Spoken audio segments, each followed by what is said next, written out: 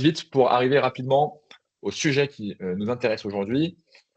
Comment se passe un contrôle? Alors qui peut être contrôlé? Par définition, toute entreprise traitant de données personnelles, de citoyens français ou européens. Alors vous avez une autorité de contrôle par pays. En France, c'est la CNIL. Donc, la CNIL, est en charge de la surveillance, des activités, en France et donc de la protection des données personnelles des citoyens, français. Hem Et donc, pour certaines entreprises, même si vous êtes situé, en dehors du territoire français, mais que vous utilisez, eh bien, des données de citoyens européens ou, de citoyens français, eh bien, vous êtes concerné tout de même. Voilà, donc une société aux États-Unis, qui a des activités au sein de l'Union européenne et qui collecte donc et qui traite de données, personnelles de citoyens européens est donc bien concernée. Alors, pourquoi la CNIL fait des, contrôles? Pour vérifier donc les bonnes pratiques en termes de gestion et de protection de données personnelles, bien évidemment. Pour aussi contrôler les risques que cela peut avoir sur les droits de chacun, les libertés fondamentales de chacun, et ce qu'on appelle notamment la vie privée, mais aussi pour, renforcer la responsabilisation pardon, excusez-moi. Mais aussi pour renforcer la responsabilité des entreprises, en les responsabilisant, en leur demandant un certain nombre d'obligations, de règles à respecter, de démarches à tenir aussi en interne pour avoir un vrai pilotage de la conformité et un vrai principe de surveillance, justement de l'ensemble de ces règles et de la bonne protection des données personnelles de ses salariés, de ses clients, de ses prospects et de ses partenaires. Alors on se demande toujours, comment on peut être contrôlé et pourquoi finalement, on serait plus contrôlé qu'une autre société?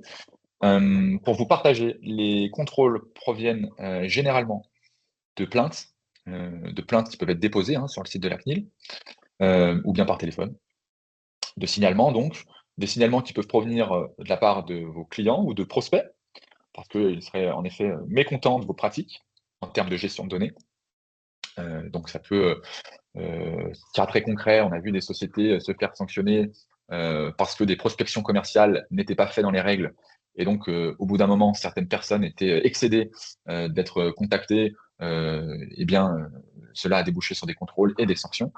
Ou bien des salariés qui seraient aussi mécontents de vos pratiques en termes de gestion de données personnelles et donc, on a vu aussi des sociétés se faire sanctionner parce qu'il y avait des cas, de non-respect des droits, des salariés en termes de gestion de données, mais aussi, des cas, de vidéos de surveillance un petit peu excessives, qui donc avaient de l'impact sur, les collaborateurs.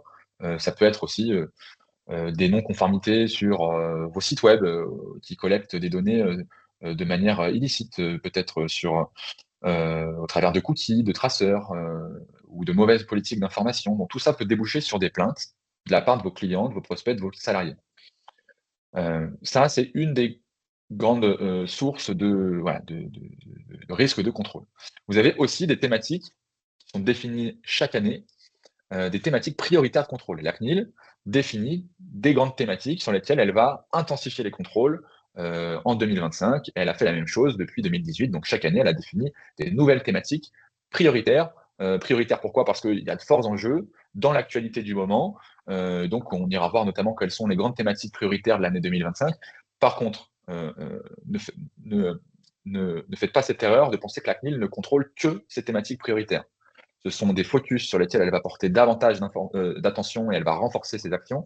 Ça ne veut pas dire qu'elle ne contrôle pas le reste des activités, hein. Voilà, bien au contraire. Hem, alors, derrière, il peut y avoir, une mise en demeure ou, il peut y avoir une sanction, une amende, qui peut monter jusqu'à 4 du chiffre d'affaires global, donc mondial de votre société. On se le rappelle, même si vous êtes filiale d'un groupe, eh bien, le montant de l'amende est toujours calculé sur le chiffre d'affaires du groupe. Voilà, donc, Heu, si vous êtes une filiale d'un groupe qui fait, 100 millions de chiffre d'affaires, ce sera donc jusqu'à 4 de 100 millions de chiffre d'affaires. Voyons les thématiques prioritaires définies par la CNIL en 2025 pour, renforcer, de manière un peu plus intensive les contrôles sur ces donc 4 axes, spécifiques. Alors il y aura des renforcements, de contrôle sur les applications mobiles. Voilà donc, toute, activité et toute, société qui ont, mis en place, des services par, application mobile, eh bien il y aura une campagne de contrôle un peu plus intensifiée sur ce volet-là. Le 2e volet, la cybersécurité des collectivités territoriales et ça c'est pas, voilà, on s'en doutait, parce que, vous avez peut-être vu, les dernières actualités cyber, mais Chaque semaine, vous avez des grandes enseignes qui sont attaquées. En tout cas, il y a beaucoup de vols de données, mais aussi beaucoup de collectivités. Et on va essayer de protéger nos administrations publiques autant que cela soit possible, en renforçant les mesures de sécurité, mais aussi en renforçant les contrôles. Et ça, cela va de pair, notamment avec la directive NIS 2, directive européenne sur la cybersécurité que vous connaissez peut-être déjà. On fera sûrement un sujet prochainement sur ce volet-là. Vous avez aussi un renforcement des contrôles sur les administrations pénitentiaires, et puis un renforcement sur le droit des personnes, notamment le droit de suppression, le droit à l'oubli, le droit à l'effacement de ces données, et là en coordination avec l'ensemble des autorités européennes pour que vraiment ce droit-là et cette obligation-là soient beaucoup mieux appliqués dans l'opérationnel de la part des sociétés et des organismes qui utilisent nos données. Quelle forme peut avoir un contrôle? Le contrôle peut être sur place, donc visite surprise ou programmée, peut être sur pièce, donc là ça se fait à distance et on doit répondre à un certain nombre de questions et puis transmettre des documents et des preuves, des justificatifs de conformité. Donc on ira voir ça en dernière partie, hein, tout ce qu'on doit notamment transmettre. Ça peut se faire sur audition aussi, donc convocation dans les locaux de la CNIL. Ou bien en ligne, donc là vous n'êtes pas forcément au courant d'ailleurs, analyse de votre site web, de votre application, de votre outil, voilà, donc ça se fait sans que vous en ayez potentiellement connaissance. C'est pas soit l'un soit l'autre. On peut avoir un contrôle qui commence en ligne, c'est généralement le cas, parce que c'est facile à faire. D'ailleurs, il y a environ 30% des contrôles qui se font en ligne, hein, donc c'est pour ça qu'on porte une attention particulière dans les projets de mise en conformité à aller rapidement vérifier la conformité des sites web, des applications, de tout ce qui est visible vers l'extérieur. Et puis on peut déboucher sur un contrôle généralement derrière sur pièce, et puis si besoin sur place, voilà. Et puis dans un extrême besoin sur audition. Ça se passe généralement dans cet ordre-là.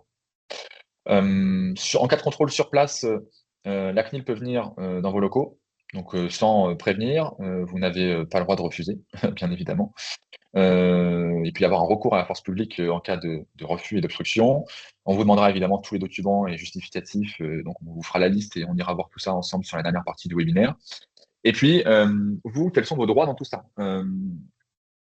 Vous pouvez être assisté d'un conseil, évidemment. Vous pouvez donc potentiellement faire appel à voilà, votre dépôt externalisé si vous en avez un, votre conseiller juridique si vous en avez un. Surtout, veillez à coopérer avec la CNIL. On verra, hein, on partagera les bonnes pratiques et ce qu'il faut faire et ne pas faire.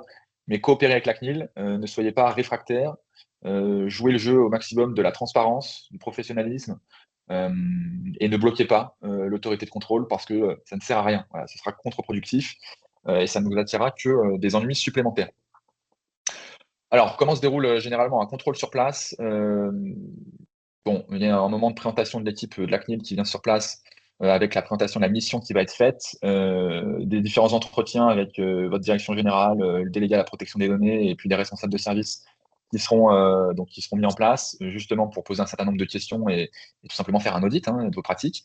Et puis, eh bien, derrière, la CNIL peut décider d'accéder au système d'information, donc votre système d'information, et donc aller voir dans le détail ce qui se passe dans vos outils, dans votre SI. Évidemment, demander toutes les pièces justificatives, donc toutes les documentations, et puis elle ira ensuite derrière rédiger un procès-verbal et formuler à l'issue de cela eh bien, ces observations et donc, si besoin, des sanctions qui peuvent être donc sous forme d'amende. Donc on l'a expliqué, jusqu'à 4% du chiffre d'affaires. La CNIL peut aussi décider d'avoir une sanction immédiate, puis une sanction sous forme d'injonction, voilà, donc c'est-à-dire des nouvelles amendes régulières jusqu'à temps que vous soyez en conformité. Voilà. Donc c'est déjà arrivé, notamment je pense à une collectivité qui avait un montant d'amende qui arrivait de manière régulière jusqu'à temps que la conformité ait pu être démontrée de manière optimale. Après le contrôle, on a un PV donc sous les 15 jours, une phase d'instruction pour l'analyse de vos pratiques, des demandes complémentaires, et puis voilà, donc comme on l'évoquait, soit c'est clôturé, soit il y a une mise en demeure, soit il y a une sanction financière. Et donc on se rappelle bien, et ça c'est important à prendre en compte, aujourd'hui, si vous êtes une société française, oui, vous pouvez être contrôlé par la CNIL, mais vous êtes peut-être une société française qui avait des activités au sein de l'Union européenne. Donc si vous avez des salariés ou même si vous avez simplement des activités commerciales au sein de l'Union européenne, vous avez autant d'autorités de contrôle en charge de votre surveillance que de pays dans lesquels vous avez des activités.